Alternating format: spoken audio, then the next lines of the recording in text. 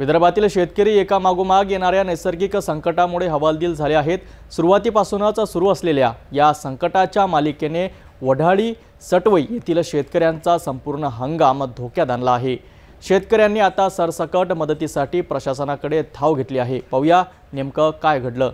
शेतकऱ्यांच्या नशिबी संकटाची मालिका काही संपायला तयार नाही। यावर्षी सुरुवातीला पेरणीच्या वेळी जून महिन्यात शेतकऱ्यांनी मोठ्या मेहनतीने सोयाबीन पिकाची लागवड केली।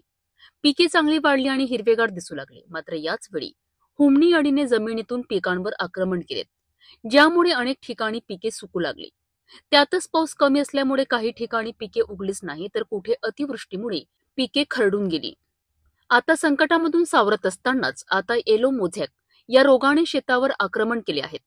संपूर्ण शेतशिवार पिवळे पडले असून यामुळे फुलं, पाने आणि शेंगांची गळती मोठ्या प्रमाणात सुरू झाली आहे।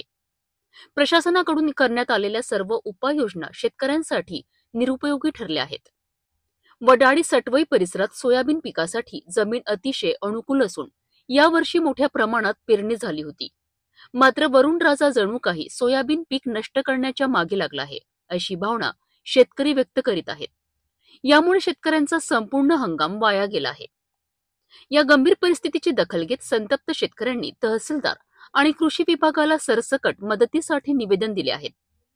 शेतकऱ्यांच्या म्हणण्यानुसार प्रशासन त्यांच्या बांधावर येऊन पाहणी करायलाही तयार नाहीत, ज्यामुळे त्यामध्ये प्रचंड रोष निर्माण झाला आहे।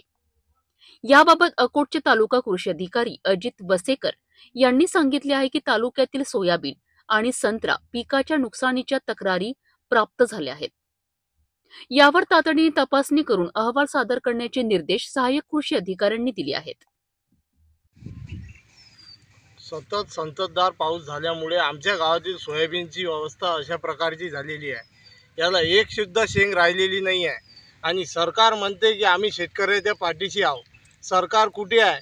एक कोणी तहसीलदार साहेब किंवा कृषी अधिकारी कोणी आमच्या गावात येऊन ही परिस्थिती पाहिलेली नाही आहे। आता शेतकरी हा कर्जाच्या डोंगरात फसलेला आहे, त्याला बाहेर काढण्यासाठी काही ना काही मदत देण्यात यावी।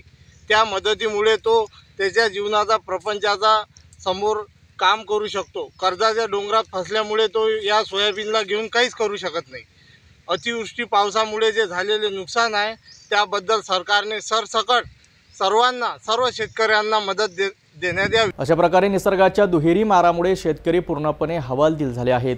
आता प्रशासन कधी मदत जाहीर करते आणि शेतकऱ्यांचे अश्रू कधी पुसले जातात हे पाहणं महत्त्वाचं ठरणार।